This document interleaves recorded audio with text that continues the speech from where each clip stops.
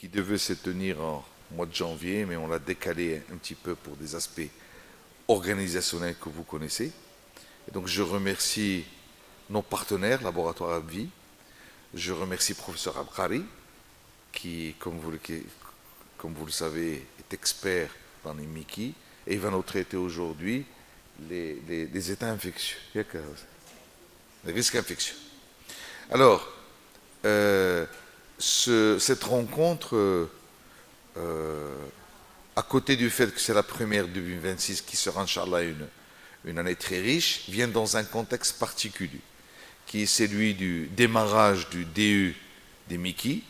Et c'est une occasion pour moi de féliciter professeur Yousfi, professeur Abkari et tous les enseignants, bien sûr, qui sont impliqués dans ce DE, qui est le premier DE au Maroc, et qui répond à un besoin national et qui est un DE de grande qualité. Alors, parmi les intervenants dans ce DE, nous avons un grand ami du Maroc, de la gastroentérologie marocaine. C'est professeur Bruno Bonaz qui est avec nous ce soir. Merci beaucoup, merci beaucoup. Qui est intervenant dans le DE, mais une amitié de plus de 20 ans. On a beaucoup travaillé au niveau de la SMAD, au niveau des amicales et associations régionales. Et son expertise fait que nous avons de temps en temps, faisant appel à son savoir. Donc merci d'être parmi nous ce soir et de partager avec nous cette table ronde. D'accord. Donc, sans plus tarder, je vais donner la parole au professeur Abkari. Bien sûr, le mois prochain, ce sera le mois de Ramadan, Allahumma ballighna Ramadan. Et donc, il y aura, comme d'habitude, on lancera la soirée ramadanesque.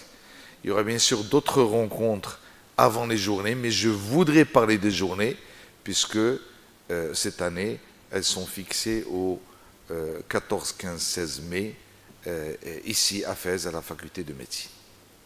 Voilà, donc merci encore une fois d'être là, et je vous souhaite une très belle réunion scientifique. À toi la parole, Mohamed.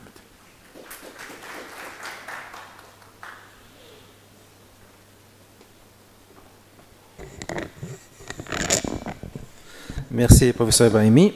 Merci à vous d'avoir accepté d'assister aujourd'hui pour cette présentation sur le risque infectieux. Bien sûr, je remercie nos partenaires laboratoire Abvi d'avoir accepté de sponsoriser cette table ronde.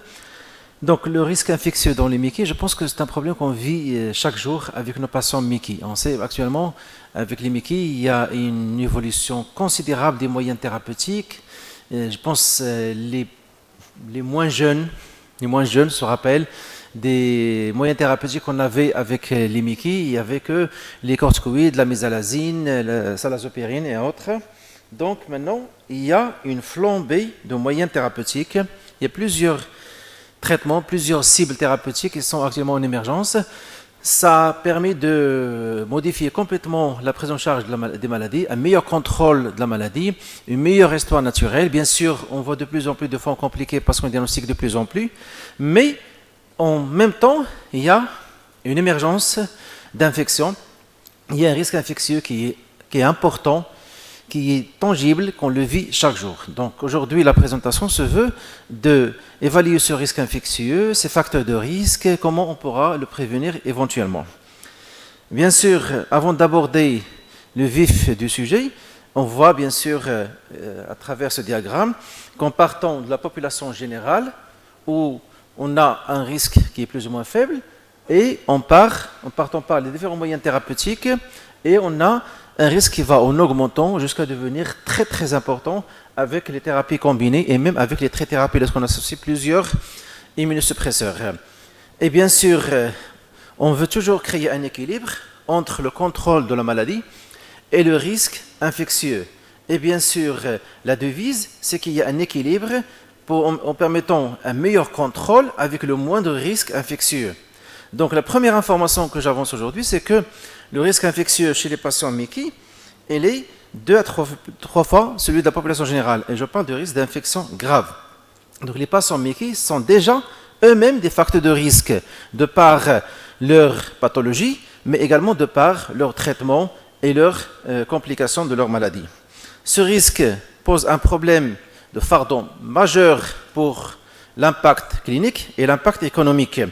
Bien sûr, avec les infections qui surviennent chez les patients MICI, on a une augmentation de la durée d'hospitalisation et également on a une possibilité d'interruption du traitement, principalement les biothérapies, ce qui encombre comme échec thérapeutique, comme complication et comme modification néfaste de l'histoire naturelle de la maladie. Également une altération de vie qui est tangible et des complications qui sont parfois sévères qui peuvent mettre en jeu le pronostic vital. Sur le plan économique, une augmentation considérable du coût de prise en charge de ces patients, que ce soit pour les coûts indirects, que ce soit pour les coûts directs ou bien les coûts liés aux complications. Donc ce risque infectieux, il est majeur. Donc il faut qu'on le sache, aussi bien sur le plan clinique que sur le plan économique. Et ce risque infectieux, il est lié à une intersection de facteurs multiples. C'est un risque multifactoriel qui prend en considération les facteurs liés au patient, les facteurs liés à la maladie, les facteurs liés au traitement et les facteurs environnementaux. Et l'évaluation de ce risque infectieux doit être très individualisée pour pouvoir prendre en charge ces patients au moment opportun et surtout guider les décisions thérapeutiques et proposer des stratégies préventives valides. Donc je vais passer en revue rapidement les principaux facteurs de risque infectieux. Pourquoi un patient MICI est un patient à risque infectieux? D'abord, la malnutrition. C'est un facteur de risque majeur. Il est présent chez 20 à 85% des patients MICI selon le contexte et l'activité. Et bien sûr, ça sera différent si les patients qui sont en activité clinique, les patients en rémission, les patients qui sont compliqués, le Crohn, RCH. Et bien sûr, les mécanismes sont multiples, j'en passe. Il y a des déficits protéinergétiques, il y a des carences en nutriments, il y a une aggravation de la toxicité des traitements immunosuppresseurs. Et la première recommandation qui vient maintenant d'après des nutritions, c'est qu'il faut absolument dépister la malnutrition dès le diagnostic. Et bien sûr, à chaque fois qu'on veut frapper fort chez ces patients-là, il faut bien évaluer l'état nutritionnel. Et bien sûr, cette correction doit être précoce et optimisée. Il faut qu'on arrive à un patient qui est bien sur le plan nutritionnel parce que la dénutrition va affaiblir de façon très importante l'état général du patient et va diminuer l'efficacité des moyens thérapeutiques. Deuxième facteur de risque, s'il vous plaît, je pense que vous avez oublié de vous dire qu'il y a un quiz à la fin de la présentation. Il y a 15 questions. Je suis en train de passer les questions, donc il faut être attentif pour pouvoir répondre aux questions. Le deuxième facteur de risque, c'est l'âge avancé. L'âge avancé, c'est validé comme facteur de risque majeur. Et le risque peut atteindre jusqu'à 15 à 20 fois chez les sujets âgés qui sont sous traitement immunosuppresseur. Il y a une problématique actuellement, c'est qu'on vit au Maroc une augmentation du nombre de patients âgés. Je pense en France, ils le vivent depuis longtemps, mais au Maroc, on le sent actuellement. Il y a des patients de plus en plus âgés, soit des patients qui vivent avec la maladie, qui vieillissent avec la maladie, ou bien les patients chez qui on diagnostique la maladie à un âge avancé. Et pourquoi ce sujet âgé pose un problème de risque infectieux? D'une part, à cause de l'immunosénescence, c'est le vieillissement du système immunitaire, les comorbidités qui sont assez fréquentes chez les sujets âgés, et bien sûr, ça va de soi, il y a des conséquences néfastes avec un taux plus élevé d'infections graves et un taux plus élevé d'hospitalisation et de mortalité. C'est pour ça que le sujet âgé nécessite une vigilance particulière. Cette vigilance, c'est surtout une stratégie vaccinale complète et adaptée, un dépistage, une optimisation des comorbidités, le choix précis des médicaments. On va voir qu'il y a certains médicaments qui sont privilégiés chez les sujets âgés.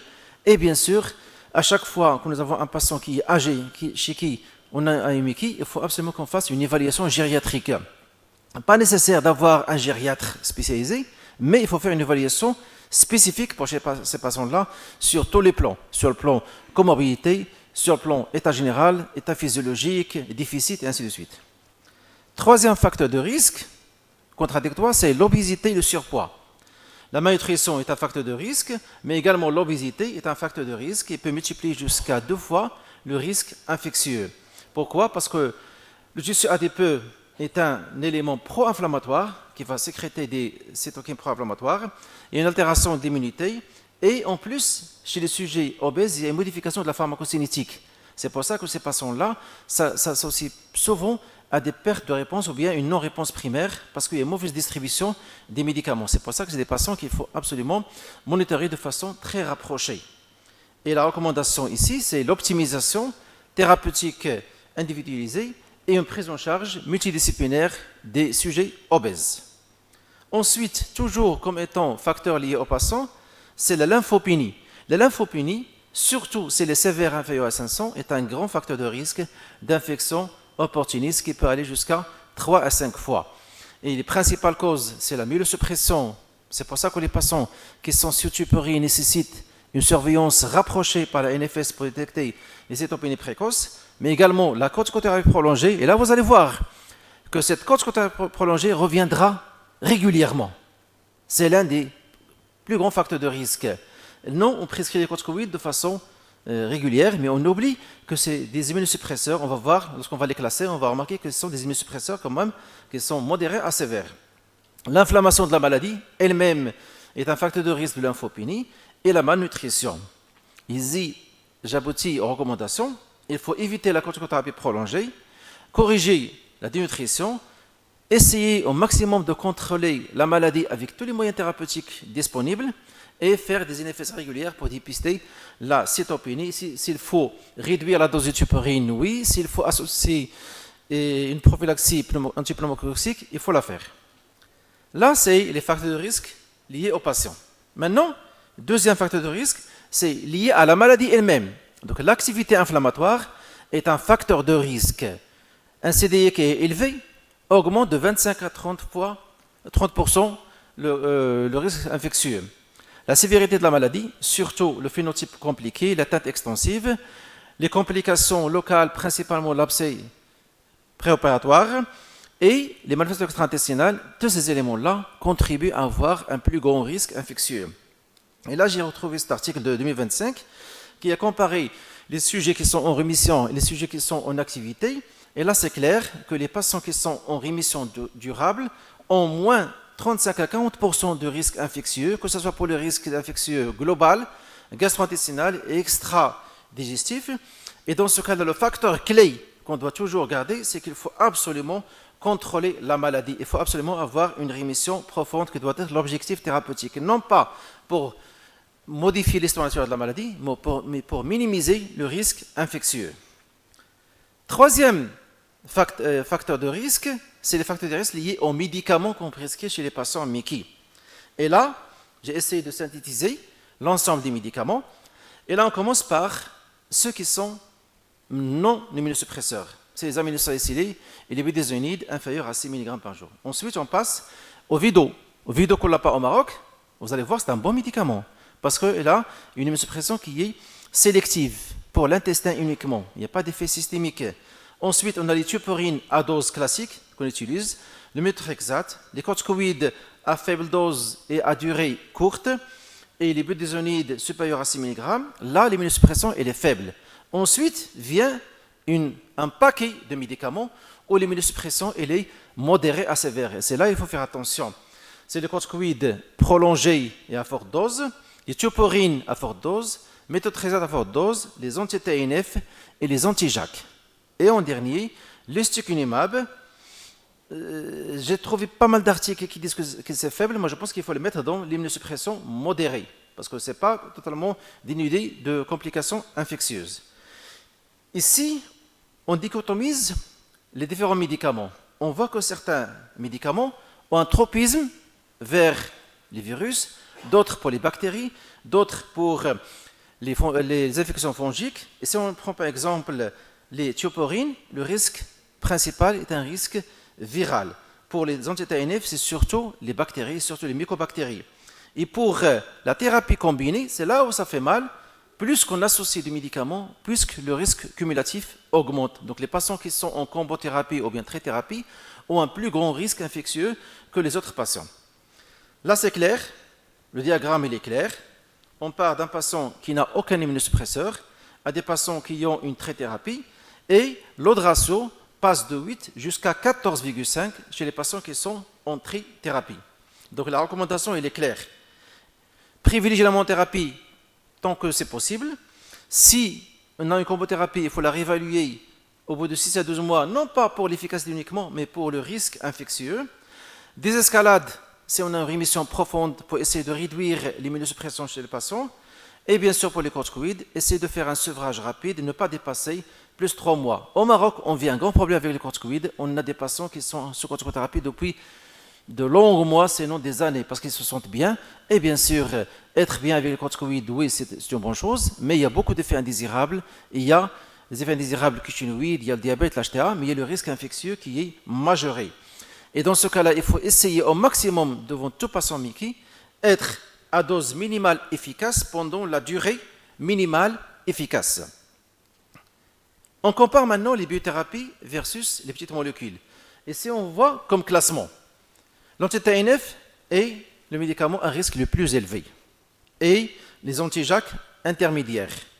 Et le profil le plus sûr, c'est le Védo, suivi de l'ustekinumab. Donc si on peut faire le classement, je mettrai anti-TNF en premier, ensuite l'anti-JAK, ensuite l'ustekinumab et le vedolizumab comme étant le médicament le plus sûr. Et dans ce cas-là, ces deux médicaments, Estu et vedolizumab, ils ont des indications précises pour réduire le risque infectieux chez les patients Mickey. Donc si on a un patient avec un risque infectieux qui est faible, dans ce cas-là, toutes les options sont possibles. On peut prescrire ce qu'on veut selon les disponibilités, selon l'indication. Si on a un patient qui est âgé au-delà de 65 ans et on sait que l'âge est un facteur de risque infectieux, et bien dans ce cas-là, ça sera soit le Védo, soit l'ustekinumab. Comorbidité, c'est la même chose. Si on a une antécédent d'infection sévère, là aussi, Védo en première intention. Et sincèrement, si j'avais le Védo au Maroc, nous sommes un pays d'endémie de la tuberculose, je l'aurais prescrit en premier parce qu'il y a un faible niveau d'immunosuppression, donc le dépistage de la tuberculose n'est pas obligatoire. Donc espérons qu'un jour qu'il sera au Maroc, et dans ce cas-là, on le mettra en première intention chez les patients marocains. Maintenant, on a terminé avec les facteurs de risque.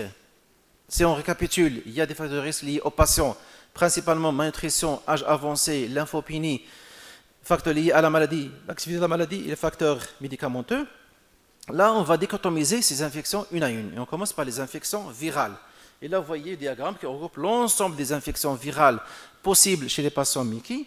Et on voit que la distribution dépendra principalement de l'âge des patients, du type de la Mickey, de l'activité inflammatoire et de l'exposition aux immunosuppresseurs. Certains virus sont plus fréquents chez certains patients qui prennent certains médicaments.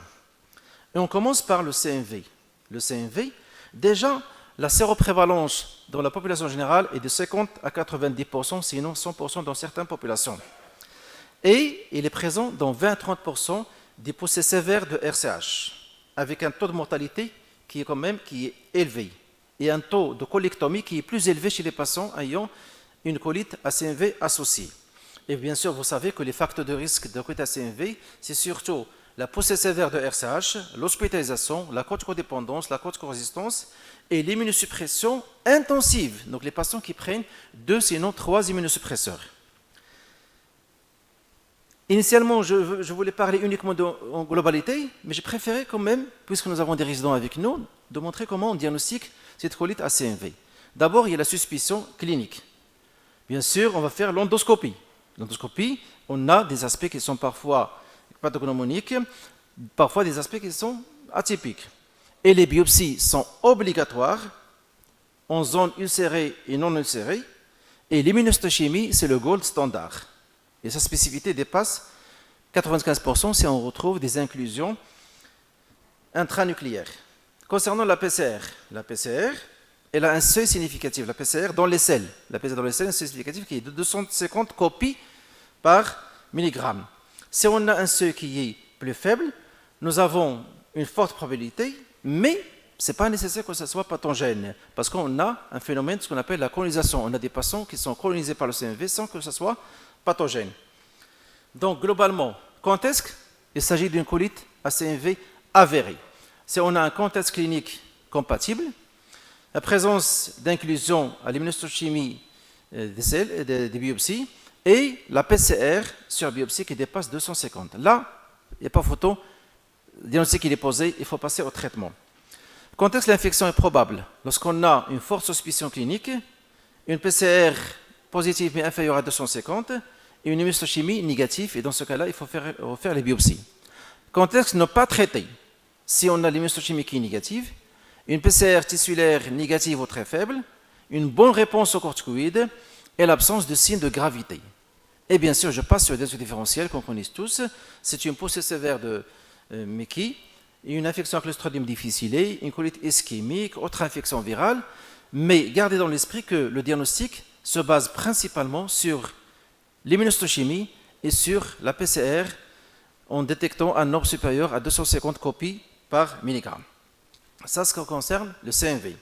Pour l'Epstein-Barr virus, là aussi, la séroprévalence dépasse 90% chez la population générale adulte. On peut avoir une manifestation clinique infectieuse, mais le grand problème de l'EBV, c'est le risque de lymphome, qui est un risque qui est réel, surtout chez les sujets jeunes de moins de 35 ans, qui sont EBV négatifs.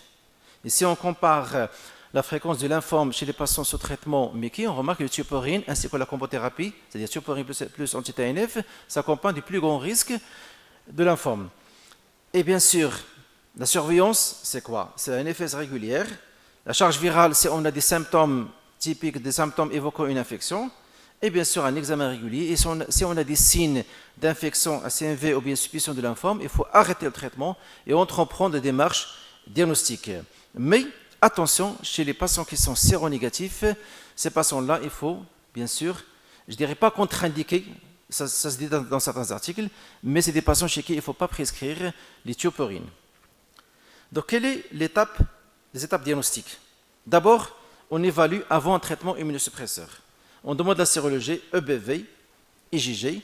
S'il est positif, on passe au choix thérapeutique. S'il est négatif, dans ce cas-là, c'est un risque majeur, il faut éviter les thioporines. Donc voilà, si c'est positif, on peut prescrire ce qu'on veut, essayer au maximum de ne pas prescrire thioporine sauf en cas de nécessité.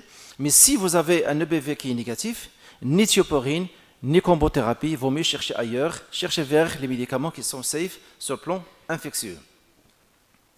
Concernant le zona, le diagramme il est clair, le taux va en augmentant en partant de Mecki non traité vers une Mecki sous combo ou bien thérapie. Et quels sont les facteurs de risque?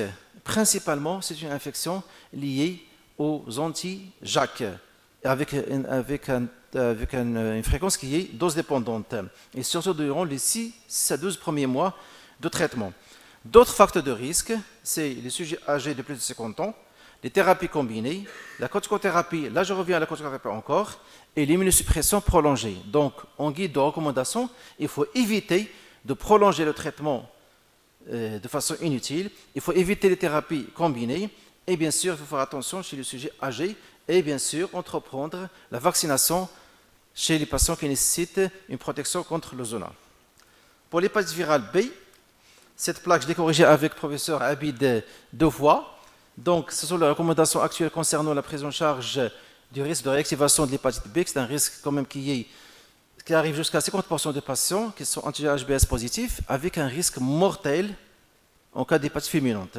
Et dans ce cas-là, vous avez le diagramme, vous avez le tableau. Il suffit de cocher qu'est-ce qu'a votre patient. S'il est anti-HBs positif, anticorps anti-HBs positif, dans ce cas-là, c'est la prophylaxie qu'il faut démarrer pendant le traitement immunosuppresseur et n'arrêter que 6 à 12 mois plus tard. Si vous avez un anti-HBs qui est négatif, là, on va checker du côté anticorps anti-HBs. Ensuite, on va vers l'ADN. Si elle est détectable, ça sera la prophylaxie. Si elle est indétectable, on va voir du côté des médicaments, est-ce que c'est un médicament à faible ou bien immunosuppression qui est modérée à sévère. Et dans ce cas-là, on va prescrire la prophylaxie, sinon ça sera la surveillance. Par contre, un patient qui a tout est négatif, dans ce cas-là, il faut absolument vacciner pour éviter une contamination et une réactivation de son virus. D'autres infections virales, je passe rapidement. Toutes les infections virales sont possibles chez les patients Mecki, avec des risques qui vont de faibles à modérés, et c'est des patients qui nécessitent une attention particulière pour détecter ces infections. Concernant le Clostridium difficile, le risque est 3 à 4 fois la population générale, avec un taux de récidive qui peut aller jusqu'à 50%, avec un taux de mortalité quand même qui n'est pas négligeable de 5 à 10%. Les facteurs de risque, vous les connaissez, c'est la poussée sévère d'une Mecki, la corticothérapie encore, l'hospitalisation, l'antibiothérapie récente et un âge supérieur à 65 ans. Comment on fait le diagnostic? Bien sûr, la suspicion clinique. D'ailleurs, chez tout patient qui vient pour une poussée sévère d'une RCH, il faut absolument chercher le Clostridium difficile et les tests diagnostiques. Et là, j'aimerais bien m'attarder ici parce qu'en pratique, qu'est-ce qu'on demande? On demande l'examen des selles ou bien on demande la PCR multiplex. En fait, il y a la détection du glutamate déshydrogénase, qui est un test qui est sensible mais non spécifique. On a la recherche-toxine A et B, qui est très spécifique. Et on a la PCR, qui est spécifique, mais qui ne peut pas distinguer l'infection d'une colonisation. Et dans ce cas, l'algorithme proposé est un algorithme en 2 temps. On fait le glutamate déshydrogénase, ensuite on cherche les toxines. Et ce test permet une haute spécificité, sensibilité, et qui permettra de poser le diagnostic de façon formelle. Et là, de votre côté à droite, nous avons les différentes cas de figure. Si on a tout est négative, la colite Clostridium est exclue.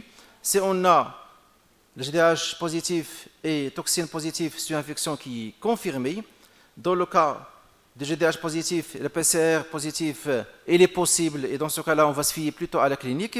Sinon, si le GDH il est uniquement positif, il s'agit uniquement d'une colonisation. Donc il faut garder cet algorithme-là pour checker les patients, pour chercher est-ce que le patient présente une infection réelle ou bien une colonisation. L'endoscopie, certes, à chaque fois qu'on voit une colite pseudomembraneuse, on dit que c'est un Clostridium difficile. Mais oui, c'est pathognomonique, mais ce n'est pas spécifique et ce n'est pas constant. Les biopsies, là aussi, c'est très important parce qu'elles permettent de diagnostiquer entre une poussée authentique de Mickey et une colite pseudomembraneuse. Et cette Clostridium difficile pose un problème diagnostic différentiel entre une poussée de Mickey et une infection à Clostridium difficile. Dans ce cas-là, il faut cerner les paramètres pour savoir est-ce que c'est un patient qu'on va traiter par les corticoïdes éventuellement oralo-injectables ou bien anti-TNF s'il s'agit d'une poussée, ou bien c'est plutôt une forme infectieuse. Dans ce cas, ça sera l'antibiothérapie. Autre infection qui est spécifique presque du Maroc, des pays d'endémie, c'est la tuberculose. Et bien, le risque relatif peut aller jusqu'à 25 fois. Et ça dépendra principalement du contexte et des stratégies de dépistage. Est-ce que nous sommes un pays d'endémie ou bien de zone non endémique? Est-ce que le dépistage se fait systématiquement ou non? Et ça dépend également du type de médicament. Et l'infliximab s'accompagne d'un plus grand risque de réactivation d'une tuberculose latente. Et là aussi, j'ouvre la parenthèse du dépistage. Le dépistage d'abord clinique, c'est l'évaluation clinique et l'anamnèse, les symptômes, les antécédents, l'état d'immunodépression. Ensuite, on passe au test immunologique. On commence par l'IDR. L'IDR est sensible à 70 à 80%, mais sa sensibilité est réduite sous immunosuppresseurs. Les patients qui sont déjà sous immunosuppresseurs, la rentabilité devient faible. Le problème au Maroc n'est pas toujours disponible. Et il y a un problème technique. On a parlé aux pneumologues, ils disent que la plupart des infirmiers qui font l'IDR la font de façon anarchique, et dans ce cas-là, le résultat n'est pas très fiable. Par contre, l'IGRA-test, la sensibilité et la spécificité sont très élevées et elle est maintenue sous immunosuppresseur. Même si le patient est déjà sous immunosuppresseur, ça ne va pas changer la positivité ou la négativité de l'IGRA-test. Concernant le BK crachat, le BK dans les crachats, je le retrouve dans plusieurs ordonnances. Non, le BK crachat, ce n'est pas pour la tuberculose latente, mais c'est pour la tuberculose active. Et la radiothoracique, elle est systématique chez tout patient candidat à un traitement par anti-TNF. Et le critère de positivité, au Maroc, c'est plus de 10 mm, parce que nous faisons partie d'un pays à facteur de risque, un pays d'endémie de la tuberculose. Je passe rapidement sur les situations particulières, mais surtout j'insiste sur les cas où quantifieront peut être faussement, qui peut être préféré en cas d'IDR faussement négative. Si on a une IDR qui est faussement négative, ça ne veut pas dire qu'il n'y a pas de tuberculose latente. C'est pour ça l'idéal dans les pays d'endémie, c'est d'associer les deux. L'IDR plus l'IGRA-test. Au Maroc, actuellement, je pense que nous tous, on utilise principalement l'IGRA-test parce qu'il est plus spécifique et l'IDR n'est pas toujours disponible. Une grande question, comment dépister la tuberculose latente et quand? Là, c'est la recommandation en principe marocaine, puisque le Maroc est un pays de forte endémie de la tuberculose. Dépistage obligatoire avant initiation d'anti-TNF et anti-JAK. En cas d'intensification thérapeutique, Concernant la corticothérapie, qui fait partie des immunosuppressants modérés à sévères, je parle de la corticothérapie prolongée et à forte dose, il n'y a pas de recommandation marocaine. Alors que la philosophie, en principe, ça pousse à recommander le dépistage de tuberculose parce que l'immunosuppression, elle est modérée. J'ai posé la question au pneumologue, j'ai cherché dans le livret du programme de lutte contre la tuberculose au Maroc et il n'y a aucun mot sur la tuberculose. Le dépistage est également recommandé en cas de thioporine, ustekinumab et vidéosumab. Et si vous ouvrez la littérature internationale, ce n'est pas recommandé. Au Maroc, c'est recommandé. Pourquoi? Parce que nous sommes un pays d'endémie, donc nous faisons partie d'un pays à risque de tuberculose. Est-ce qu'il faut répéter le dépistage régulièrement? Non, sauf en cas d'exposition franche. Et le fait annuellement, là, c'est faux. Il ne faut pas le refaire, ça ne sert à rien de le refaire. Et concernant la stratégie diagnostique, on en a parlé, c'est surtout l'IGRA-test, la radio thoracique, et bien sûr, l'alternative, si on n'a pas d'IGRA-test, c'est une IDR qui est bien faite. La tuberculose active, je pense que beaucoup de résidents se rappellent de la résidente qui est décédée, qui avait un Crohn, qui est décédée secondaire à une tuberculose. La tuberculose active sous anti-TNF, c'est la hantise. Ça survient quand même dans 0,2 à 0,5%, surtout des formes extra-pulmonaires, et ça peut survenir dans les 3 à 12 mois suivant l'initiation d'un traitement. Donc il faut absolument faire attention.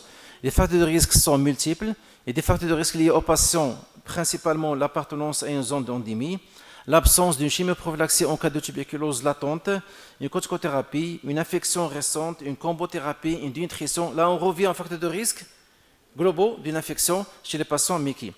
Et bien sûr, des facteurs de risque liés au traitement, principalement la nature du médicament, la durée d'exposition et est-ce que le patient a bien pris une prophylaxie lorsqu'il a été indiqué. Les infections bactériennes invasives, là aussi, il y a un taux qui est élevé, avec une mortalité qui arrive jusqu'à 5 à 8% par rapport à la population générale. Et les facteurs de risque, on les retrouve dans le chapitre initial, c'est la corticothérapie prolongée, la dénutrition, l'âge avancé, les comorbidités, l'activité de la maladie. Les infections fongiques, là aussi, ça pose un problème de mortalité qui peut atteindre jusqu'à 20, 40, 50%. Et ces infections fongiques, elles sont liées principalement à la corticothérapie prolongée, surtout lorsqu'on dépasse 20 mg pendant plus de 3 semaines, la trithérapie, et bien sûr la lymphopénie, la dénutrition, la comorbidité, l'antécédent d'infection fongique et l'antibiothérapie à large spectre. Et comment combattre ces infections fongiques? C'est en sevrant le plus rapidement possible, de façon progressive bien sûr, les corticoïdes, une prophylaxie antipneumocystique, antipneumocystose à chaque fois que nous avons une corticothérapie prolongée ou bien une lymphopénie, et bien sûr en évitant les triples immunosuppressions. Et si on peut élaborer des étapes, d'abord sur le plan initial, on va chercher est-ce qu'il y a des facteurs de risque. Ensuite, on va classer notre patient. Donc, on va checker notre patient et on va savoir est-ce que c'est un patient à risque faible ou bien risque modéré ou bien risque élevé. Si risque faible, on va uniquement faire une surveillance, pas de prophylaxie. Si risque modéré, on va renforcer la surveillance et bien sûr corriger les troubles nutritionnels et éviter la corticothérapie prolongée. Et si nous avons un risque élevé, on peut aller vers la prophylaxie par trimétropine, sulfamétazole, le Bactrim, pour éviter l'infection pneumocystose. Ensuite, si on a des signes d'alerte, on va demander un bilan spécifique pour détecter ces infections fongiques et on passera au traitement selon le type d'infection fongique. Et au long cours, on va essayer d'adopter la stratégie de zéro corticoïde pour éviter l'immunosuppression modérée à sévère et privilégier les médicaments qui sont à faible niveau d'immunosuppression. L'amibiase, il est particulière au contexte marocain. Dans une étude au CHU Ibn Sina, ils ont révélé quand même qu'il y a 8% de taux d'amibiase chez les patients Mickey. Le diagnostic, vous le connaissez, il est assez facile. Mais sur le plan biologique, là aussi, on demande l'examen parasito. L'examen parasito, il y a une faible sensibilité. Il ne permet même pas de différencier entre l'histoïchica et le dispar. C'est pour ça qu'il faut le remplacer par la PCR fécale qui a une haute spécificité et haute sensibilité. Au Maroc, Le dépistage d'une amébiase doit être systématique chez tout patient qui vient pour une poussée inaugurale, ou bien qui résiste au corticoïde, ou bien un patient qui a qui est déjà connu porteur de Mickey, mais qui vient avec une forme grave. D'autres risques particuliers chez les patients Mickey, c'est surtout la surinfection amébienne. On peut avoir une Mickey authentique plus une surinfection. On peut avoir une amébiase fulminante avec un risque de mortalité qui peut arriver jusqu'à 40 à 70%. Et on peut avoir une forme qui simule une tumeur, c'est l'amébome. Et souvent, on peut aller vers une chirurgie alors qu'il s'agit plutôt d'une amébiase. Concernant maintenant la gestion pratique de l'immunosuppression. Et là, pour chaque type d'infection, j'ai préparé un tableau où on va dire quand est-ce qu'on va arrêter et quand est-ce qu'on va reprendre. Et je commence par la tuberculose. La tuberculose, si on a une tuberculose latente, anti-TNF, anti-JAK sont à suspendre transitoirement. Ensuite, on pourra les reprendre plus tard, généralement 3-4 semaines plus tard. Concernant les thiopurines et méthoxate, ce n'est pas clarifié, mais je pense qu'il faut les arrêter parce que quand même, il y a une immunosuppression qui est associée. Donc, vous pouvez le reprendre 3-4 semaines plus tard. Si on a une tuberculose active, là, on doit arrêter. Et bien sûr, principalement pour les biothérapies. Pour les autres, on va prendre en considération beaucoup d'autres paramètres, l'âge du patient, les comorbidités, la nécessité de maintenir un traitement ou pas. Et dans ce cas-là, si on décide d'arrêter, on va reprendre 2 mois après 2 mois de traitement efficace. Et si on ne peut pas reprendre, on peut aller vers les alternatives qui sont safe, Vido ou bien les stukinimab. Pour les autres infections, pour ne pas tarder avec cette plaque. Bien sûr, à chaque fois que nous avons une infection, on va arrêter de façon provisoire jusqu'à la guérison de l'infection, puis on va reprendre, bien sûr, selon les mêmes modalités, en essayant d'aller au maximum si on a des molécules qui sont alternatives, qui ont moins de risques infectieux. Qu'est-ce que je fais? C'est on a une fièvre sous immunosuppresseur. Bien sûr, il y a l'évaluation clinique, il y a le bilan initial biologique, il y a l'examen clinique complet pour chercher des foyers infectieux. Et bien sûr, c'est des patients à hospitaliser en cas de facteur de risque de gravité, c'est-à-dire une fièvre qui est très élevée, des frissons, une hypothermie. Et dans ce cas-là, il faut absolument que le patient soit hospitalisé pour une antibiothérapie IV. Et bien sûr, on passera à la voie orale par la suite si le patient s'améliore.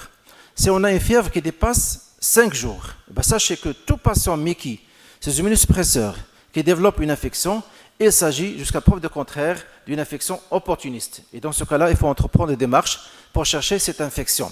Selon le contexte, selon les symptômes, on pourra demander un bilan de la tuberculose, CMV, Clostridium, pneumocystose, les infections fongiques. On peut demander un scanner abdominal pour chercher un abcès, une pneumopathie, lymphadenopathies. Et bien sûr, s'il le faut, on va demander un avis spécialisé infectieux.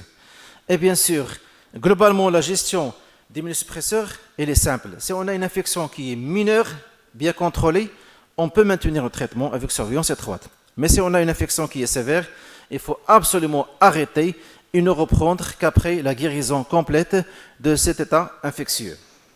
Là, je vais fermer le chapitre des différents types d'infections. J'aurais bien aimé que le chirurgien soit là avec nous aujourd'hui. On les a invités par leur appartenance au pôle digestif, parce que je vais parler du risque infectieux post-opératoire. C'est un risque qui est réel et ça dépend du type de la chirurgie. Et il est plus élevé chez les patients qui ont une chirurgie urgente, avec un taux de mortalité qui est plus élevé chez les patients qui sont opérés en urgence. Ce risque infectieux, il faut savoir le gérer.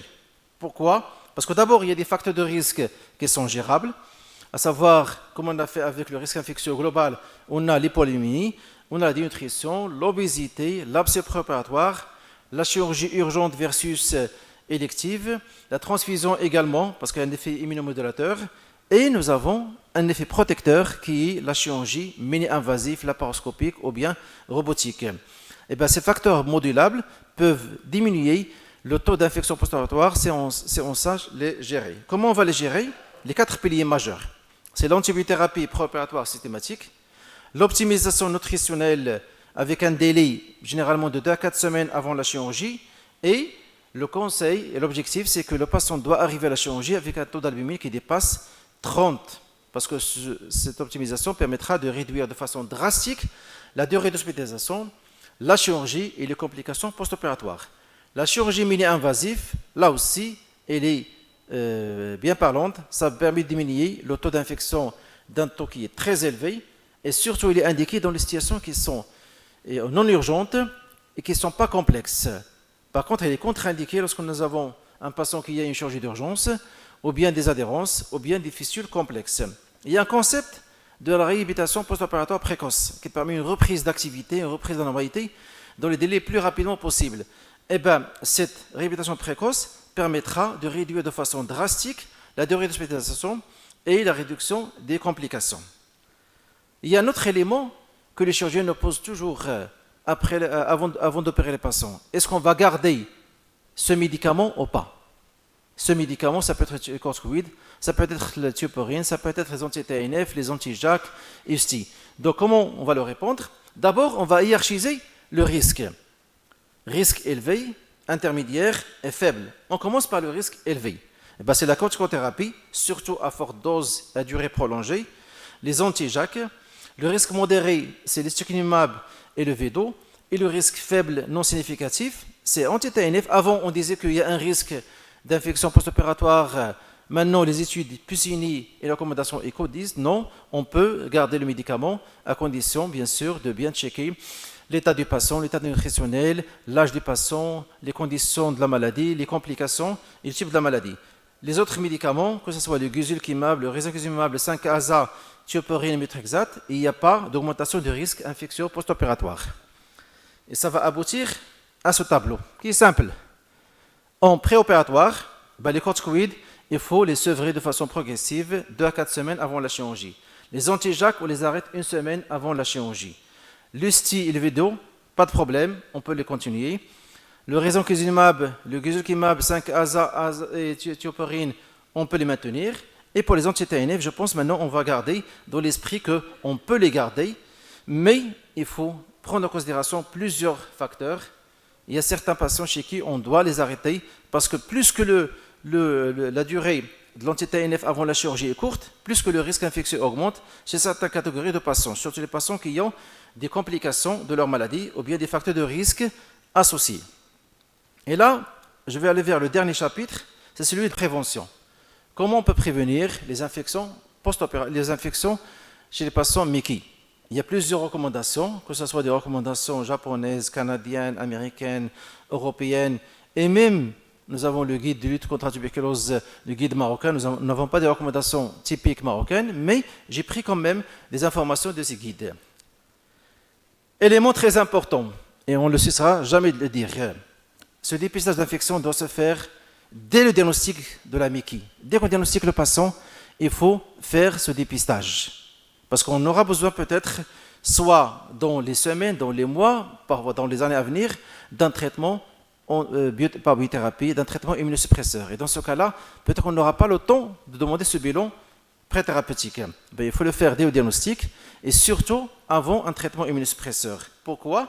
Pour identifier les patients à risque d'infection opportuniste, adapter la stratégie thérapeutique et mettre en place les mesures préventives appropriées. Et je fais allusion à la vaccination et à la prophylaxie. Je commence par les vaccins. Il y a le vaccin inactivé et le vaccin vivant. Les vaccins inactivés, bien sûr, l'idéal, c'est de les faire avant l'instauration d'un traitement immunosuppresseur dès le diagnostic de la maladie pour avoir une meilleure réponse immunitaire. On va voir que si on fait un vaccin inactivé alors que le patient prend un immunosuppresseur, l'efficacité vaccinale sera diminuée. On peut les mettre, ce traitement immunosuppresseur, mais l'efficacité sera faible. Et là, pour ne pas entrer dans le détail, il y a ce tableau-là, il y a l'ensemble des vaccins. Il y a des vaccins qu'on peut les mettre chez tous les patients. Il y a des vaccins qui nécessitent des conditions particulières. Si je prends par exemple le pneumocoque, c'est plus de 50 ans. Et les patients qui sont de 15 à 49 ans qui sont sous immunosuppresseurs. L'hépatite A chez les patients qui sont séronégatifs. L'hépatite B, les patients qui sont séronégatifs.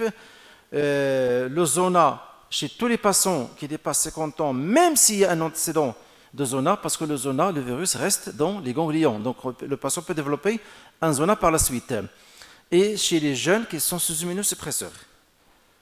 Le grand problème, c'est les vaccins vivants. Il y en a 4. Le RR, varicelle, le zona vivant et la fièvre jaune. Le zona vivant, on ne le fait plus, parce que maintenant, il y a le zona inactivé. Le problème, c'est que l'immunosuppression est une contre-indication des vaccins vivants. Et dans ce cas-là, on va séparer entre une immunosuppression qui est faible, voire une immunosuppression qui est modérée à sévère. Et bien sûr, en fonction de chaque type de médicament, on va savoir est-ce qu'on pourra faire un vaccin vivant ou non. Voilà. Donc d'abord, avant de démarrer un traitement immunomodulateur, il n'y a pas de problème. On peut administrer un vaccin vivant. Et on va démarrer le traitement 4 semaines plus tard. Il y a un patient qui n'est pas sous traitement. On veut le mettre sous traitement immunomodulateur. Il n'y a pas de problème. Le problème, c'est le patient qui est déjà sous traitement. S'il fait partie des patients à faible niveau d'immunosuppression, pas de problème, on peut mettre un vaccin vivant. Mais le problème, chez les patients qui ont un niveau d'immunosuppression qui est élevé. Dans ce cas-là, il faut arrêter 3 mois pour les anti-TNF et 1 mois pour les anti-JAK. Et bien sûr, si on arrête 3 mois, ça veut dire que la maladie risque de faire une poussée, risque de faire une rechute. Donc c'est pour ça que l'idéalement serait de les faire vacciner bien avant. Si on fait le vaccin, on arrête bien sûr 3 mois et on reprend le traitement après 4 semaines. Ça fait quand même jusqu'à 4 mois d'arrêt de traitement. Les vaccins perdent leur efficacité chez les patients qui sont sous immunosuppression. Et on voit dans ce tableau-là que la plupart des médicaments, surtout les médicaments qui affaiblissent l'immunité, vont diminuer le taux de couverture vaccinale, le taux de réponse vaccinale. Et comment on va faire pour améliorer la stratégie vaccinale? Vacciner bien sûr avant un traitement immunosuppresseur et attendre généralement 2 à 4 semaines pour avoir une efficacité maximale et essayer de vacciner les patients toujours en dehors de leur poussée, c'est-à-dire en période de rémission, parce que l'activité de la maladie elle-même va diminuer la réponse vaccinale. Là, c'est un document que vous pouvez garder, un checklist où on peut cocher l'ensemble des dépistages sérologiques qu'on doit faire, le dépistage de la tuberculose, la mise à jour vaccinale, surtout pour les vaccins inactivés qu'on peut le mettre sous traitement immunosuppresseur, et les vaccins vivants, et l'évaluation clinique régulière chez les patients sous traitement immunosuppresseur. J'ai essayé de préparer un récap des différents médicaments. Ça paraît un peu lourd à assimiler, mais regardez que certaines choses sont unanimes. Si je prends le virus d'hépatite B, le virus d'hépatite C, le VIH, il est recommandé chez les patients qui sont sous corticoïdes à forte dose durée prolongée et il est obligatoire pour les autres. Le BV, principalement chez les patients qui seront sous tuporine. Zona, plutôt le varicelle et la rougeole. Bien sûr, si statut inconnu, il faut les vacciner.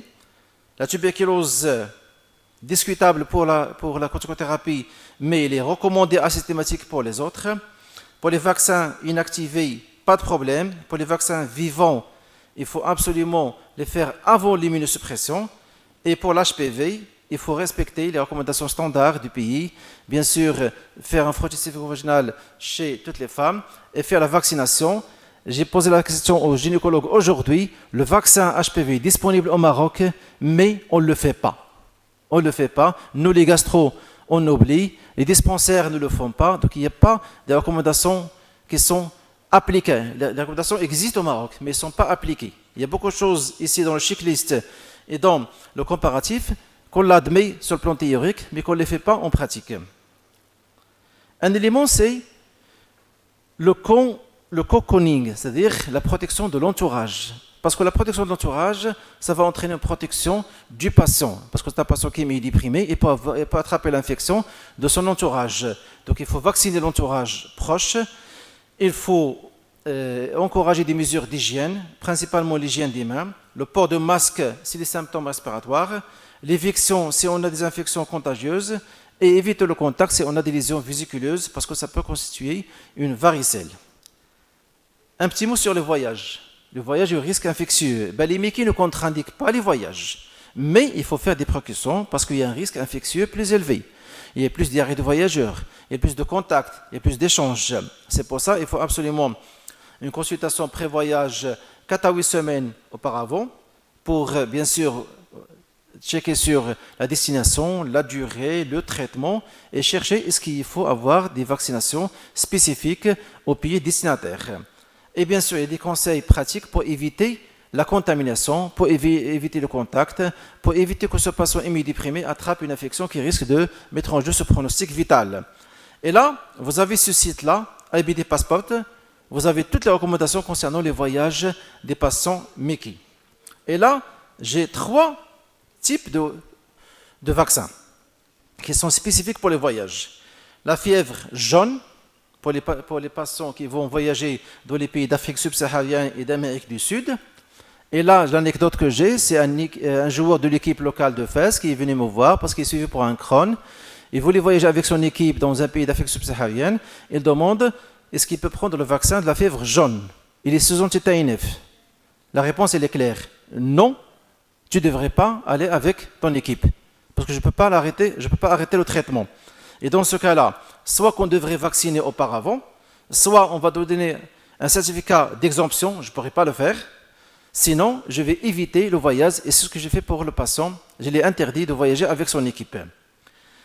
Les autres vaccins inactivés qui sont sûrs, c'est le vaccin de l'encéphalite japonaise, la rage, le méningocoque. Et là, je pense que vous avez pas mal de patients qui voulaient aller au pèlerinage, qui vous ont contacté pour le vaccin méningocoque qui est obligatoire pour aller à la Mecque. Il n'y a pas de problème, c'est un vaccin qui est inactivé. Pour le paludisme, là aussi, il faut uniquement un traitement qu'il faut démarrer avant le départ et poursuivre après le retour. Il n'y a pas de précautions particulières, sauf les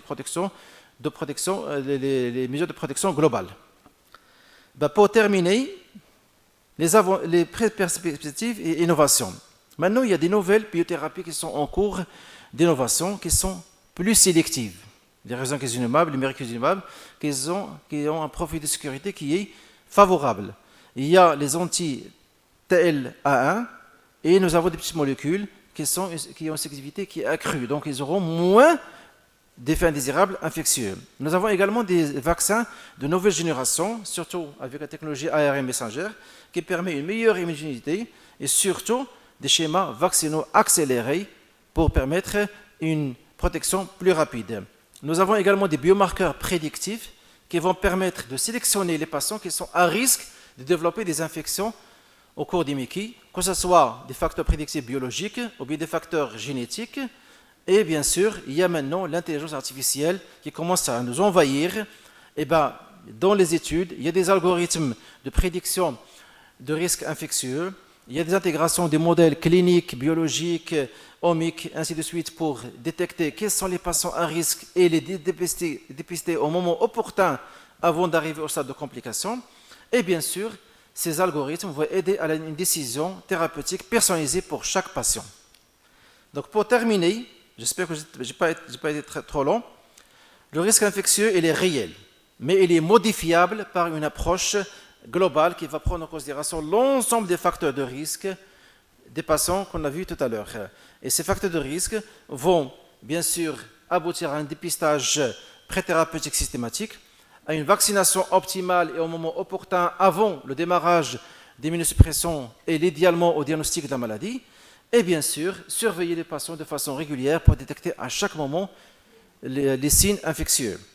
Et l'optimisation de ces facteurs de risque va permettre de réduire de façon drastique le risque infectieux jusqu'à 50%. Et bien sûr, n'oublions pas que le patient joue un rôle très important ici et il faut bien l'éduquer sur le risque infectieux en évitant toute situation qui permet d'attraper une infection et surtout encourager l'entourage à faire une politique de stratégie, une stratégie de protection familiale pour éviter la contamination.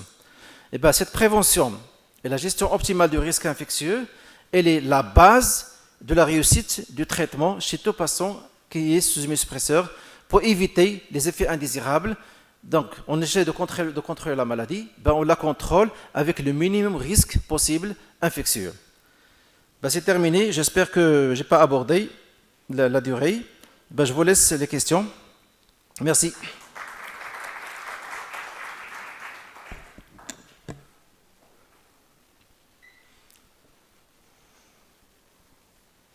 Bonjour.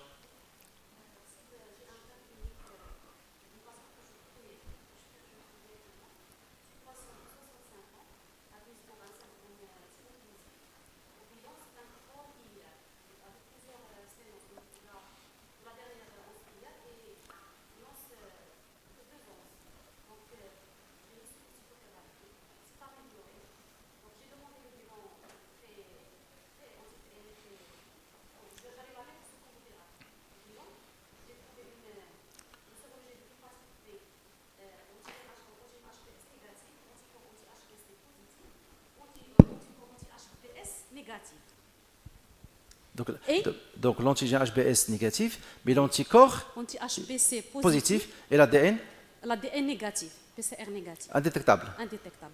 Et la patiente sera sous traitement Sur anti-TNF et Humurène. Oui. Mais il a encore, à la NFS, il a une lymphopénie à 650.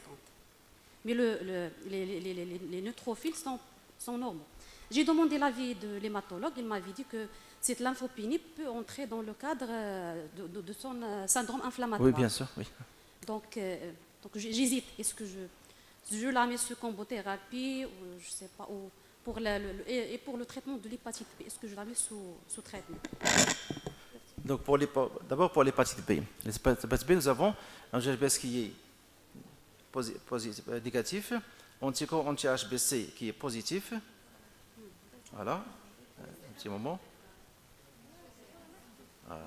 Voilà, nous sommes dans ce cas-là. D'accord, nous sommes dans ce cas-là. C'est-à-dire négatif, anticorps HBS positif, l'ADN indétectable. Quel est le traitement qu'on va prescrire? En principe. Donc, une combothérapie, elle fait partie de quel facteur de risque? De quel groupe de risque? Modéré à sévère. Et bien dans ce cas-là, la prophylaxie est obligatoire. Ça, c'est la première question. Prophylaxie de l'hépatite B est obligatoire. Abid Hakima, il est là? Oui.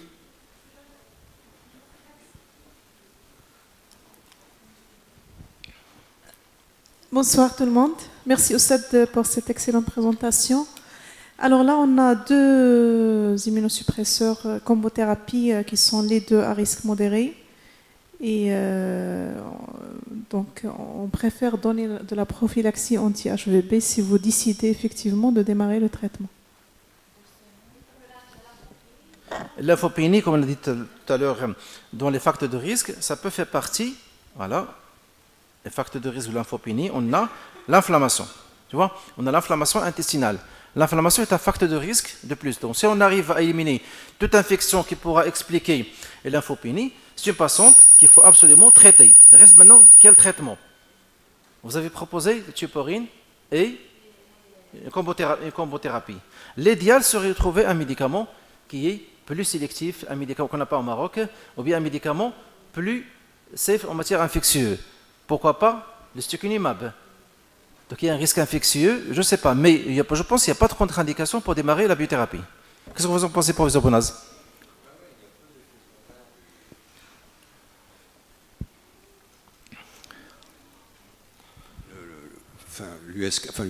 L'ustekinumab, c'est élevé des Z, vedolizumab, c'est vraiment deux traitements biologiques qui ont peu d'effets secondaires. Hein.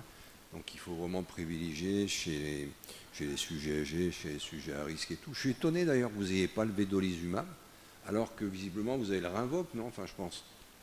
Oui, on a le Rinvoq. Eh oui, mais il n'est pas encore remboursé. On vient de l'avoir. Ouais. Après, j'avais des commandes. D'abord, c'était excellent. Vraiment, bravo. C'était une présentation top. Hein, vraiment, Mais bon, vous faites toujours des excellentes présentations. Et après, les corticoïdes. Alors, les corticoïdes, c'est clair que c'est nocif. Hein.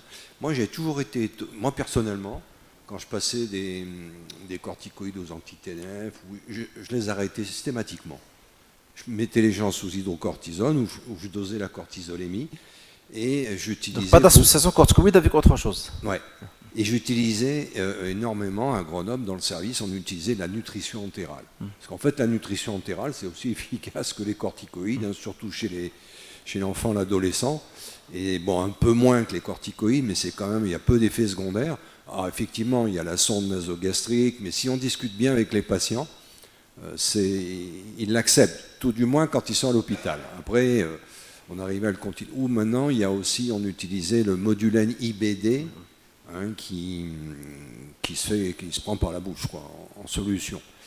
Et j'ai toujours été étonné, moi j'ai jamais compris que dans les essais on disait qu'on diminuait progressivement les corticoïdes et qu'on regarde le nombre le pourcentage de patients en corticoïdes free, quoi, tu vois, oui. Ça m'a toujours étonné ça. Moi j'ai toujours, j'aime pas les corticoïdes. J'utilisais dans le Crohn la nutrition entérale, dans la rectocolite c'est pas prouvé vraiment, mais bon c'est à visée nutritionnelle, et j'arrêtais les corticoïdes quand j'introduisais un autre traitement À la limite, je faisais de l'hydrocortisone ou je faisais une cortisolémie à jeun à 8 heures, quoi. Après, vedolizumab, ustekinumab, il y a vraiment peu d'effets secondaires. Les anti-JAK, c'est sûr qu'il y a un risque infectieux. Après, pour le zona, on a le Shingrix. Maintenant, moi, je le fais même pour les anti-TNF, Immurel, etc. Avec 2 injections à 8 semaines d'intervalle. Hein. Qu'est-ce qu'il y a d'autre? Pour les anti-TNF, moi, je me souviens une fois à Grenoble, j'étais allé à une réunion comme ça d'infectieux, qui était infection EMICI, qui était faite par les infectiologues. Et je regardais la présentation et je me disais, mais finalement, honnêtement, je n'ai jamais eu beaucoup de problèmes d'infection sous anti-TNF. J'ai eu 2 cas de pneumopathie à pneumocoque parce que les gens ne s'étaient pas vaccinés. Après, souvent, les gens me disaient, avant, quand j'avais la crève, ça durait 2-3 jours. Maintenant, sous Immurel et ou anti-TNF, ça dure plus longtemps. Il y a plus d'effets dermatologiques plutôt, hein. Il y a 30% d'effets secondaires, c'est ça qu'on voit surtout. Mais bon, c'est sûr qu'il y a un risque infectieux, mais je ne sais pas pour me vanter ou pas, mais j'ai jamais vu beaucoup d'infections sous anti-TNF. Voilà. Après, les anti-L23P19, là, qui ont un peu d'effets secondaires, ça c'est quelque chose d'intéressant. Mais voilà un peu ce que je voulais dire. Après, c'est vrai que tuberculose et tout, on n'a pas les mêmes problèmes que vous. Moi, j'ai eu un cas de miliaire tuberculose avec une radio pulmonaire normale. C'est le scanner. Oui. J'ai eu un ou 2 cas comme ça tordus.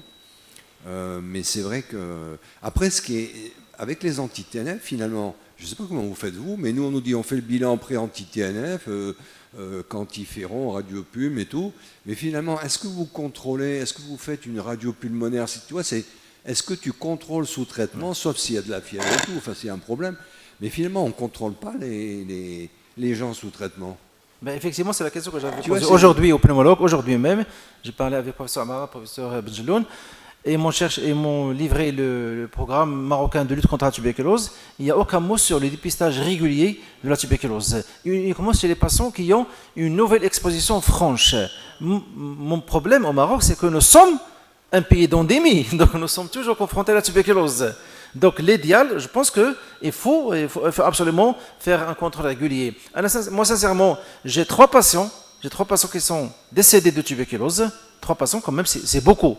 Et ces patients-là étaient sous anti-TNF depuis des années et on n'a jamais fait le contrôle régulier. Est-ce qu'en faisant ce contrôle, on aurait dû peut-être les sauver? Je ne sais pas. Mais c'est vrai, hein, c'est vraiment... j'en avais parlé avec les infectiologues, je dis, mais on nous dit de faire ça, mais finalement, une fois que tu mets le traitement anti-TNF, est-ce qu'il faudrait que tu fasses une radiopulm, je ne sais pas, voilà. Après, pour l'Immurel, c'est vrai que moi, je pense qu'on a donné beaucoup d'Immurel à une époque sans faire la recherche de BV. Parce que moi, j'ai même vu des patients à qui j'avais donné ou quelqu'un d'autre avait donné de l'Immurel. Et quand je faisais la sérologie, c'était négatif. Donc, j'ai arrêté l'Immurel. Parce qu'il y a eu des cas de lymphome. Moi, j'ai eu 3 cas de lymphome sous Immurel, 2 femmes et un homme jeune. Bon, on a arrêté, on a mis des anti-TNF ou rien. Mais... voilà un peu ce que je voulais dire, mais sinon, bon, c'était super, hein, vraiment bravo. Je crois que c'est vraiment, pour tous les jeunes et tout, c'est un exposé référent. Merci beaucoup. Dans le même sens, donc tuberculose latente. Donc j'ai compris 3 semaines pour commencer l'anti-TNF. Même à 2 semaines. Si on a l'urgence. En cas de colite grave, justement. Ouais. En cas de colite même à 2 grave, semaines. 2 semaines. Mais je n'ai pas trouvé moins de 2 semaines. D'accord. On est obligé, oui, on le fait. Dans la littérature, dans les recommandations, il n'y en a pas. Mais dans l'urgence, un patient qui... C'est pour ça que toujours je reviens à la case départ. On fait le dépistage dès le diagnostic, avant d'arriver à un stade de complication. Bien sûr, un patient qui est en colite aiguë grave, on est dans l'urgence. Si on est dans l'urgence, on a pris l'avis des pneumologues plusieurs fois, ils nous disent, allez-y, démarrez. On démarre de façon concomitante. Deuxième question concernant, dans le même sens, de professeur Bournaz, corticothérapie au long cours. Donc j'ai compris... ça fait partie des facteurs de risque. Prévenir la pneumocystose. Non, je veux parler de la pneumocystose. Donc tu as parlé au-delà de 3 semaines, 20 mg. Donc prophylaxie Bactrim, combien de la durée, combien de temps? 3 fois par semaine, oui. Donc cortico 20 mg, au-delà de 3 semaines, Bactrim Voilà. systématique. Voilà, ici, chronothérapie supérieure à 20 mg dans 3 semaines, une trithérapie, lymphopénie, dénutrition sévère. Et ben dans ce cas-là, il faut absolument mettre le patient sous une prévention. Sans qu'on soit, bien sûr, sans qu'on soit, oui. Si on a Monothérapie, une forte ouais. dose, oui. En principe, on doit le faire. Ou une autre situation dans laquelle on est toujours confronté, poussée sévère de Mickey, soit inaugurale, soit déjà mal sous traitement. Donc ça, on le fait à chaque fois. Donc antibiothérapie systématique. Est-ce que c'est justifié? Qu'est-ce que Là, tu en il y a penses? quelque chose de justifié dans le contexte marocain peut-être, parce que nous avons un risque, il y a l'amibiase, donc l'amibiase, nous sommes un pays d'endémie de l'amibiase, et surtout, on le fera en cas de diagnostic, lorsqu'on a des symptômes infectieux associés, si on a une fièvre associée, là je pense que c'est judicieux. Généralement, on le fait de manière systématique. Hein. Systématique, oui, on le fait parce que uniquement nous sommes un pays d'endémie, tout simplement. J'aimerais bien avoir l'avis de professeur Bounaz. Oui. Qu'est-ce que vous en pensez? L'antibiothérapie. Donc généralement, on a l'habitude de poussée sévère, soit inaugurale, soit déjà sous un traitement. On commence les quinolones, métronidazole de manière systématique. On a La notion que j'ai, c'est que dans la rectocolite, ça n'apporte pas les antibiotiques. Mais on les met souvent. Et même dans le Crohn, c'est vrai que souvent, on met une antibiothérapie. Alors après, moi, la notion que j'avais, c'est quand le diagnostic n'est pas sûr, on met 3 jours d'antibiothérapie Oui. et ensuite on introduit les corticoïdes. Voilà, enfin, je pense que c'est ce que. Mais c'est vrai que souvent on met dans une antibiothérapie, c'est fenflagile, etc., métronidazole, ciprofloxacin, pas les citer. Et en fait, peut-être qu'on est excessif quand on fait ça. Je ne sais pas ce que vous en pensez. Non, oui, bien, on est excessif, mais c'est la réalité. Chez nous, dans presque 90% des cas, on les met ces antibiotiques. Mais je répète encore, on les met uniquement parce que nous sommes un pays d'endémie de ces deux infections. Et bien sûr, une poussée inaugurale, ça va de soi. Traitement antibiotique, on attend les résultats pour savoir est-ce que ça va répondre ou pas, est-ce que c'est une authenticoïde infectieuse. Mais en passant qui est déjà connu porteur d'une RCH, ça devient un peu difficile. Ce qu'on fait dans la pratique, c'est qu'on associe les deux dès le départ. On associe la corticothérapie et l'infection pour essayer de stériliser le foyer infectieux.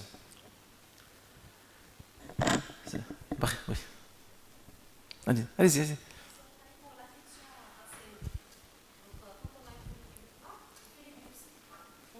On les envoie à la napate. Oui. Mais les résultats, on les a à 2-3 semaines.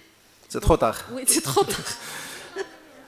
C'est Donc, pour ça. Y a-t-il un intérêt à rechercher les inclusions de CMV sur les biopsies? Un PCR, donc un CMV. Donc voilà. Donc maintenant, nous avons ici l'immunohistochimie sur le standard et nous avons la PCR sur biopsie, mais on a la PCR sanguine. On peut la faire. La PCR sanguine, ça reste une faible valeur, mais c'est une soupape en cas d'indisponibilité des moyens sur biopsie. Et là, pour les biopsies, je pense qu'il faut avoir un contact, il faut avoir un collaborateur, il faut le contacter à chaque fois que vous avez une forme grave et lui dire, voilà, j'attends votre réponse. En privé, on a la réponse au bout de 24 heures. Hein. D'accord. Le labo du CHU va te dire 20 jours. 20 jours, c'est trop tard. Et ça se fait la PCR là aussi? Hein? Et ça se fait la PCR? Bien sûr, bien sûr. Combien ça coûte? Oui, bien sûr. Mais principalement, ce qu'on demande principalement, c'est l'immunohistochimie. Alors, j'ai d'inclusion, c'est ça ce qu'on fait dans la pratique courante. Mais dans la PCR sur les selles, c'est pas la napate, c'est le laboratoire de biologie, bien sûr. Là, au niveau du sang, c'est à part. On peut la demander, mais elle a une faible valeur diagnostique. Mais la PCR dont je parle, c'est la PCR sur les biopsies. Alors, rapidement, très rapidement, oui.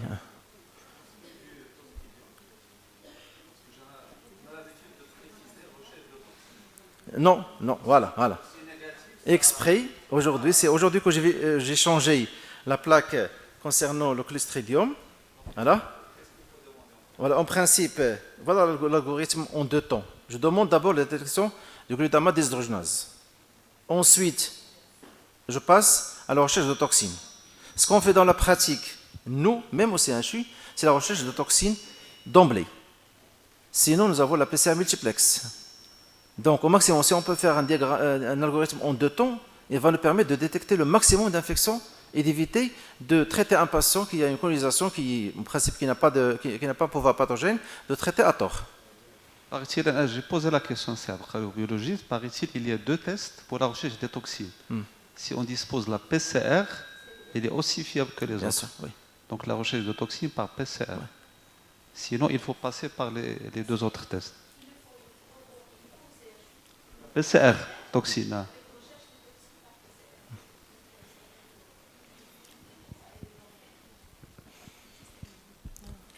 Monsieur Abkari, pour le vaccin contre le zona.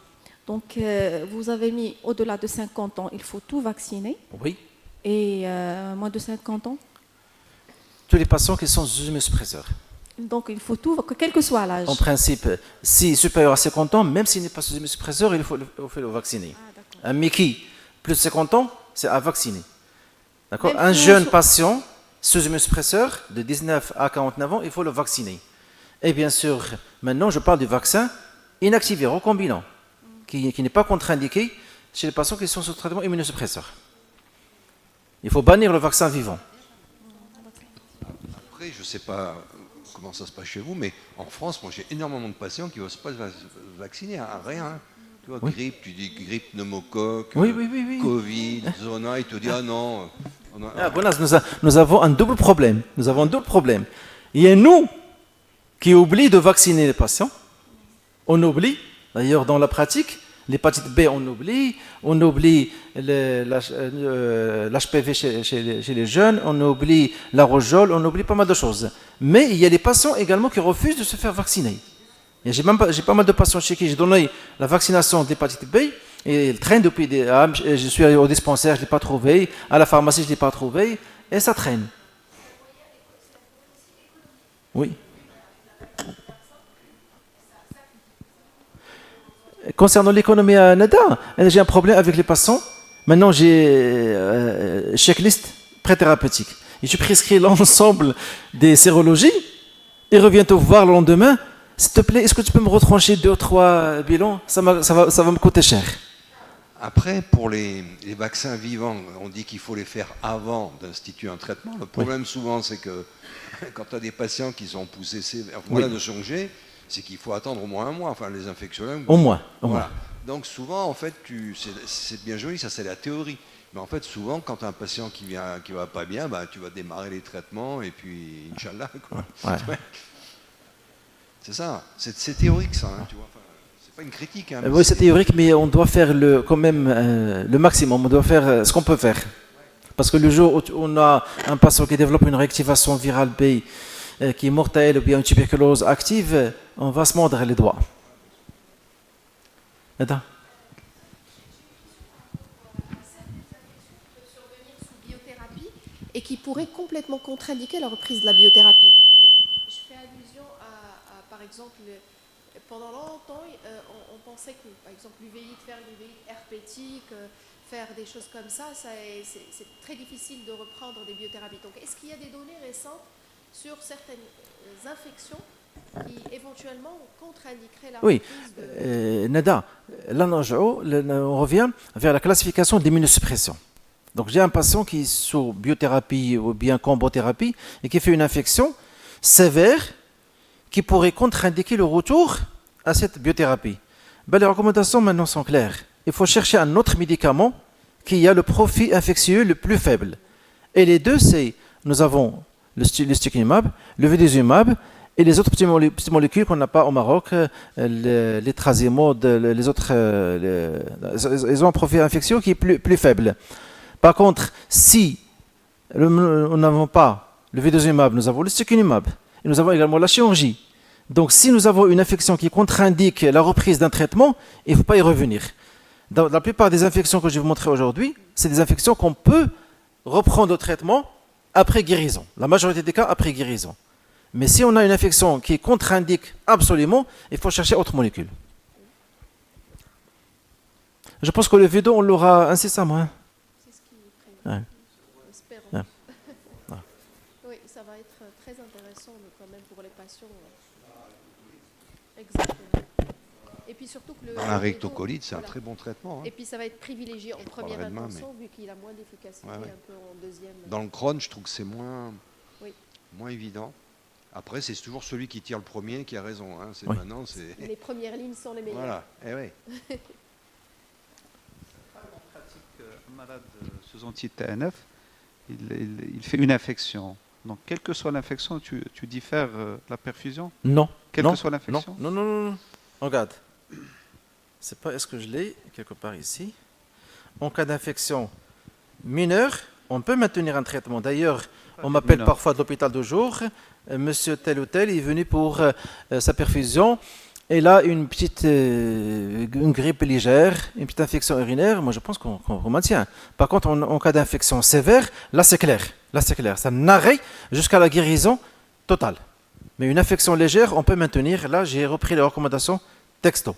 Là, comment tu juges une infection sévère? Est-ce que tu demandes ben, un bilan? Là, bien sûr, on la juge d'abord sur le plan clinique. Sur le plan clinique, en première intention, la fièvre, frisson, une toux productive, des douleurs abdominales en rapport avec une infection urinaire. Et là, bien sûr, la biologie, c'est obligatoire. D'ailleurs, ces patients-là qui viennent pour l'hôpital de jour, on leur demande quand même une CRP. Si la CRP revient à 200, 150, 300, c'est clair, on va arrêter. Donc, c'est l'évaluation clinico-biologique. Si on a un patient qui vient pour une grippe, un rhume, et il a sa séance de biothérapie, on est confronté à cette situation en hôpital de jour et les résidents viennent me voir pour ça. Et On donc, prend en considération général, beaucoup de choses. moi, ce que je leur dis, c'est qu'on doit rester clinicien. Oui. On ne se base pas sur uniquement le bilan biologique, parce que des fois, on a des CRP qui sont négatives, mais on a un patient qui tousse, un patient oui, qui oui, est voilà. essoufflé, un patient qui est vraiment malade, quoi. Et donc, il faut rester clinicien. Il faut être clinicien, Des d'ailleurs. fois, en décalant un tout petit peu la perfusion d'une semaine, on va avoir un patient en meilleures conditions et on sera rassuré, nous, en tant que prescripteurs de biothérapie. Oui, voilà, on peut attendre un petit moment, le temps que Mounia, ça passe. sur le plan historique, je ne sais pas, est-ce que vous avez remarqué que la grippe d'aujourd'hui dure dans le temps? Parce qu'avant, la grippe, c'était une grippe c'est histoire de 2-3 jours et tout dans l'ordre. Maintenant, depuis le Covid, on a des grippes qui sont prolongées. Et bien sûr, un patient qui a sa perfusion et que je vais arrêter pendant plus d'une semaine, ça risque de poser problème. Moi, je pense que Mounia, comme vous avez dit, il faut rester clinicien en premier. Disparition de la fièvre, voilà, effectivement. L'amélioration clinique, elle est importante. Il faut rester clinicien. Benja, dernière question?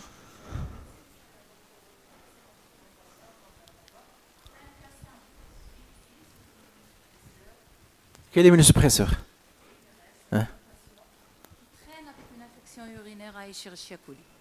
Est-ce que ça rejoint la population générale, parce que c'est le cas, ou bien c'est l'immunosuppression? Là, la grande question, pourquoi elle traîne avec l'infection urinaire? Il n'est pas traitable, il ne répond pas aux antibiotiques. Pourquoi? À chaque fois... Est-ce qu'il n'y a pas quelque chose qui entretient cette infection urinaire? Un fistule peut-être, autre chose, parce que ce n'est pas les tubes urinaires uniquement. Hein. Il est en rémission clinique, biologique, donc je pousse... Là, c'est la question qu'il faut poser à l'urologue. Mais en tant que gastro, bien sûr, une infection urinaire, surtout si elle est multirésistante, ben, je ne peux pas laisser un traitement immunosuppresseur entretenir cette infection. Mais je dois chercher la cause de l'infection, pourquoi elle est là. Donc on doit pousser le bilan. D'ailleurs, j'avais un patient comme ça, et le bilan radiologique a retrouvé une fistule. Ah, d'accord. L'urologue, en discutant avec lui, il a proposé est-ce qu'on peut arrêter l'immunosuppresseur. Il a pensé dans ce sens. Mais moi, je n'étais pas pour. Donc on pousse au stade pour le bilan dans le sens d'une fistule, une cause qui entretient cette infection. Pourquoi elle fait l'infection? Merci. C'est pas mis? Désolé le quiz. Mehdi. Donc le quiz est réservé aux juniors.